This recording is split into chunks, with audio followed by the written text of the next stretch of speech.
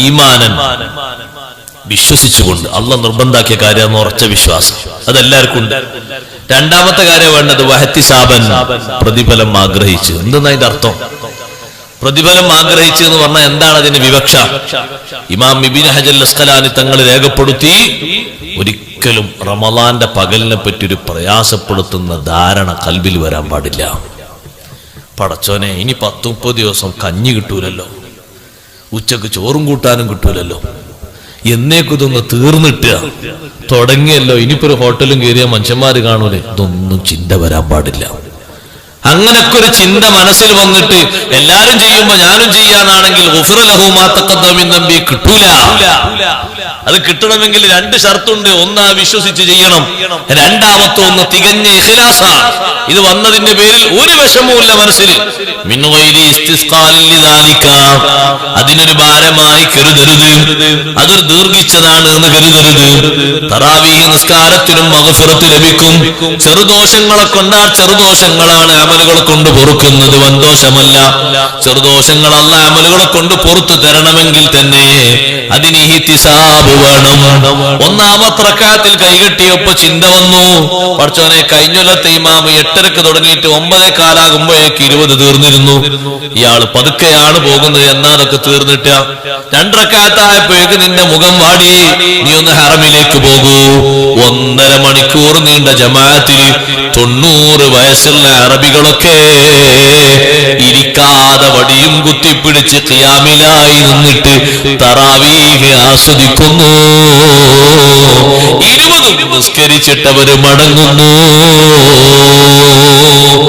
എത്ര ദീർഘിച്ച തറാവിയാണ്, അവർക്ക് പരാതിയില്ല. ഒരു ദിവസം വന്നതുകൊണ്ട് മറ്റൊരു ദിവസം മുടങ്ങുന്നില്ല. അവര് വരാതുമ്പോ ആരെങ്കിലും അത് കേസ് കൊടുക്കുകയില്ല. അപ്രായത്തിലും അങ്ങനെ വന്ന് നിസ്കരിക്കുന്നത് വഹ്തിസാബാ. സുഹൃത്തുക്കളെ, കുറച്ച് നിസ്കരിച്ച് മടുപ്പ് തോന്നരുത്. ഏക്കറക്കണക്കിന് തിന്നിട്ട് ഉറക്കം തോന്നരുത്. ഇഷ്ടംപോലെ വാരി വെട്ടി മുണങ്ങിയിട്ട് 4ഉം 5ഉം 6ഉം റക്അത്താകുമ്പോ കുത്തർന്ന് തൂങ്ങരുത്. പിന്നെ പോയി പള്ളിന്റെ ചെരുവിലെവിടോ കടന്നുറങ്ങരുത്. ഉമ്മമാരെ, നിസ്കാര കുപ്പായത്തിലായി വീണുപോകരുത്. അങ്ങനെ പൊരെ പോയി നോക്കുമ്പോ എല്ലാ ദിവസവും പരാതി. അങ്ങനെ എന്ത് ക്ഷീണായപ്പോ 4 റക്അത്ത് നിസ്കരിച്ച് ഞാൻ അവിടെ കടന്നു. എന്തിനാ ക്ഷീണം? വിറക് കൊത്താണ്ടോ? എവിടെ കൊത്തുന്നു? എന്തിനാ വിറകൊത്തിന്? ഇപ്പൊ അതല്ലേ ഇപ്പത്തെ അടുപ്പ് പറഞ്ഞൊക്കെ അടുപ്പല്ലേ, പുകയില്ല അടുപ്പുകളല്ലേ. പുകയില്ലാത്ത അടുപ്പുള്ള ഏതൊരു സ്ഥലം ഉണ്ടാകും ഇപ്പൊ? എവിടെ ഉണ്ട്? എല്ലാ മുക്കിലും മൂലയിലും അള്ളിയിലും ഉള്ളിയിലൊക്കെ ഉണ്ട്. എല്ലാ കുണ്ടിയിലും ഉണ്ട് അടുപ്പ്. എവിടെ ഇല്ലാത്ത? എല്ലായിടത്തും ഉണ്ട്. വെള്ളം കോരണോ? വേണ്ട. ഇനി ചരമാന്തിമേല് ഇരുന്നിട്ട് കുറെ നേരം ഊര കെടുത്തിട്ട് അതിങ്ങനെ ചെറുക്കണോ?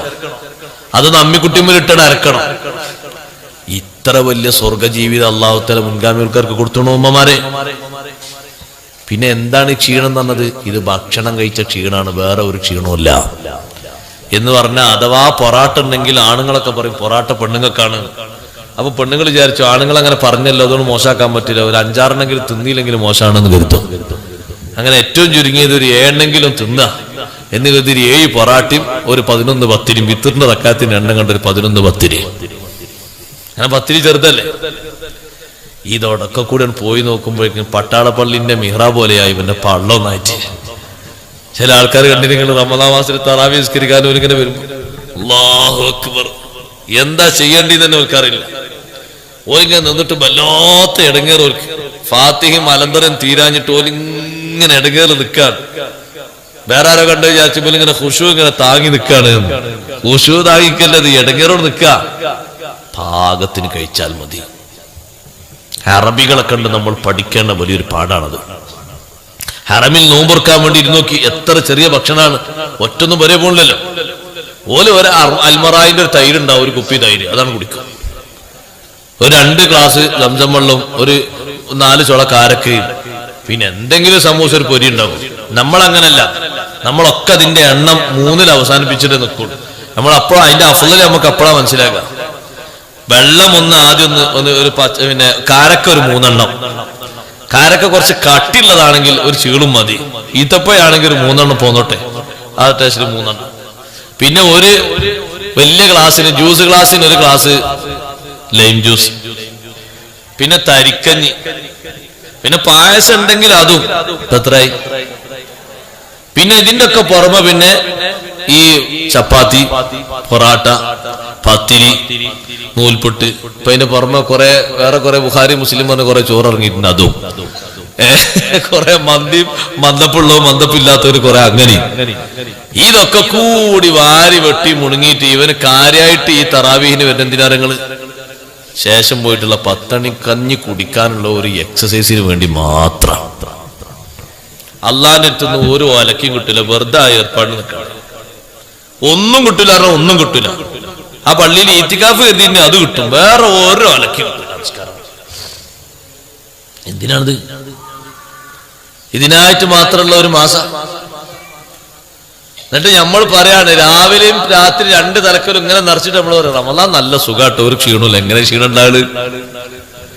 എങ്ങനെ ക്ഷീണ സഹോദരന്മാരെ? റമദാൻ അല്ലാത്ത കാലത്ത് ഇയാൾ 59 കിലോയാണ്, റമദാൻ കഴിഞ്ഞ് നോക്കുമ്പോഴേക്ക് 75 ആയിട്ടുണ്ട്. കുറഞ്ഞിക്കല്ല, കൂടിയിരിക്ക. കാരണം അതിന് മാത്രമാണ്. എന്നിട്ട് ചില ആൾക്കാർക്ക് താങ്ങില്ല, അപ്പൊ ഒരു ഉറങ്ങാൻ, ഒരു വീട്ടിൽ തന്നെ ഉറങ്ങാൻ. അങ്ങനെ ഒരു ഉറക്കം തൂങ്ങികളാക്കി റമദാനെ കളയരുത്. റമദാനിന്റെ ആത്മീയമായ മാനം ശരിക്ക് കൽബിലും ശരീരത്തിലും ഉൾക്കൊള്ളണം. അതിനുവേണ്ടിയാണ് ഞാൻ നിങ്ങളോട് ഇത് പറയുന്നത്. റമദാൻ മാസത്തിലുള്ള നിസ്കാരവുമായി ബന്ധപ്പെട്ട് നല്ല ശ്രദ്ധ വേണം. തറാവീഹ് നിസ്കാരത്തിനും വേണല്ലോ ഈമാനൻ വഹ്തിസാബൻ. പടച്ചോനെ ഇതെപ്പോഴാ തീരാന്ന് കരുതരുത്. തറാവീഹിന് നമ്മളവിടൊക്കെ ഞാൻ നിസ്കരിച്ചോണ്ട് കത്തോതിട്ടാ നിസ്കരിക്കും. ഞാൻ അവരോട് പറയും ഇങ്ങനെ നിസ്കരിക്കോളൂ, ഇതിന് പാകൊപ്പിച്ച് നിങ്ങൾ തിന്നു വന്നാൽ മതി. ഇന്നങ്ങൾ പിരാകിയിട്ട് ഒരു കാര്യമില്ല. സൗകര്യമുള്ളവരൊക്കെ ഇഖ്ലാസോടെ കൂടി നിസ്കരിച്ചു. ഏറെ നീട്ടുന്നില്ല, പാകത്തിനുള്ളൂ. ഒരു പേജ് ഓതാൻ അത്ര തോന്നുണ്ടോ? മട്ടത്തിൽ ഫാത്തി ഓതുമ്പോഴേക്ക് പിന്നാകെ 2 ആയത്തോ 3 ആയത്തോ കേൾക്കാണ്ടാകും. ഒന്നൊന്ന് കേൾക്കുമ്പോ അതിന്റെ ഭംഗിയല്ലേ? ഒരു പേജ് ഓതുമ്പോ മാമൂമ് ഫാത്തി ഓതൂലേ? ഫാത്തിയ അങ്ങനെ കറക്റ്റ് ആയിട്ട് ഓതുകയാണെങ്കിൽ മറ്റേതെങ്ങനെ ഫാത്തി ഓതും? മറ്റേ ഫാത്തിയൊക്കെ ഒരു പട്ടം പറക്കുമ്പോൾ പറ പറ പറ പറ പറ എന്നാണ് ഓതുന്നത്. കാരണം 2 ശ്വാസത്തിലായിട്ട് ഇമാമ് ഫാത്തി ഓതുകയാണ്. 3-ാമത്തെ ശ്വാസത്തിന്റെ 1/4 ശ്വാസത്തിലായിട്ട് സൂറത്ത് ഓതിയിട്ട് പിന്നെ അടുത്ത ശ്വാസത്തിൽ റുക്കൂയിലേക്കാ പോണേ. അങ്ങനെ തീർക്കണേ. അങ്ങനെ അങ്ങനെ പോവാൻ. ബിസ്മില്ലാഹിർ റഹ്മാനിർ റഹീം അൽഹംദുലില്ലാഹി റബ്ബിൽ ആലമീൻ അർറഹ്മാനിർ റഹീം മാലികി യൗമിദ്ദീൻ ഇയ്യാക നഅബുദു വഇയ്യാക നസ്തഈൻ. ആരും പരാതിയില്ല, കാരണം ഇത് വേഗം തീരണം. ആരാ പരാതിയുണ്ട്? ആർക്കും പരാതിയില്ല, വേഗം തീർന്നോട്ടെ എന്നാണ്. സിറാത്തൽ ലദീന അൻഅംത അലൈഹിം ഗൈറിൽ മഗ്ദൂബി അലൈഹിം വലദ്ദാലിൻ. ആമീൻ. ബിസ്മില്ലാഹിർ റഹ്മാനിർ റഹീം ഖുൽ ഹുവല്ലാഹു അഹദ് അല്ലാഹു സമദ് ലം യലിദ് വലം യൂലദ് വലം യകുൽ അല്ലാഹു അക്ബർ.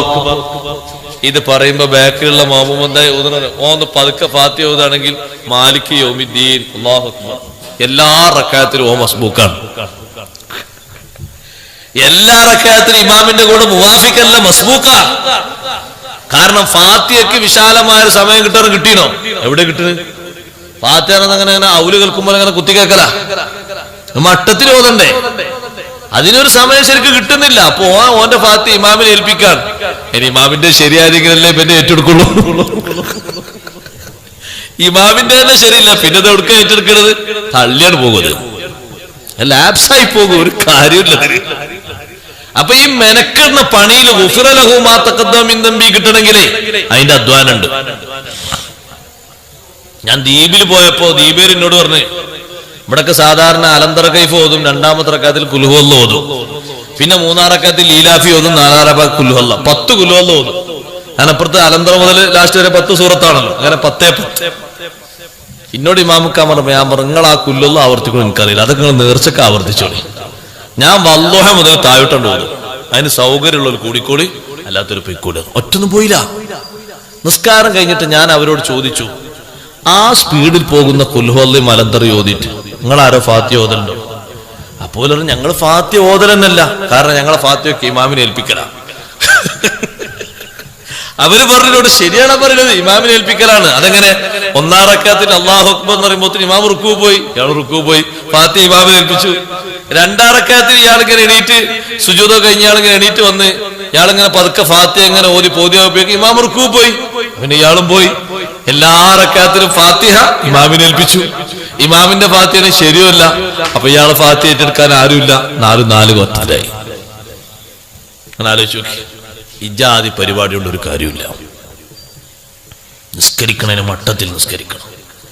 അല്ലാഹു തആലാനെ പൊരുത്തം വിചാരിച്ച് സൂക്ഷ്മതയോടെ നിസ്കരിക്കണം. ആ റമളാനിൽ 20 റക്അത്ത് നിസ്കരിച്ചിട്ട് ഒരു പാപം പുറത്തിട്ടില്ല, പിന്നെ ആ പണിക്ക് നിൽക്കേണ്ടിയിരുന്നു. എന്നാ പിന്നെ വേറെ ആർക്കെങ്കിലും പോയിട്ട് ഒരു പാഠം കൊത്തി കൊടുത്തിട്ടാണെങ്കിൽ ഒരു കൂലി ചെയ്യുന്നു. അള്ളാഹിനും കൂലിട്ടും ഓനക്കും കൂലിട്ടും. എന്തിനാണ് ഈ പണി? അതുകൊണ്ട് ഇഹ്തിസാബൻ, പ്രതിഫലം കാംക്ഷിച്ച് എന്ന് പറഞ്ഞാൽ നിൽക്കുമ്പോ തന്നെ നമ്മൾ ക്ലോക്കൊക്കെ നോക്കണ ഓരോരുത്തരെ 8:30 അല്ലാഹു അക്ബർ. 2 റക്അത്ത് സലാം വീട്ടി പിന്നെ നോക്കുക 8:35. 2 റക്അത്തിന് 5 മിനിറ്റ്. 2 റക്അത്തിന് 5 മിനിറ്റ് ആവുമ്പോ 10 റക്അത്തിന് എത്ര മിനിറ്റ് ആവും? 50 മിനിറ്റ്. അപ്പൊ 20 റക്അത്തിന് എത്ര മിനിറ്റ് ആവും? 100 മിനിറ്റ്. എത്ര മണിക്കൂറായത്? 1 മണിക്കൂറും 40 മിനിറ്റ്. 1 മണിക്കൂറും 40 മിനിറ്റും തറാവീഹ് നിസ്കരിക്കേ. സുബ്ഹാന മൻ ജല്ല ജലാലുഹു. ഞാൻ അപ്പുറത്തെ പള്ളിനോടെ പോയോക്കട്ടെ. എത്ര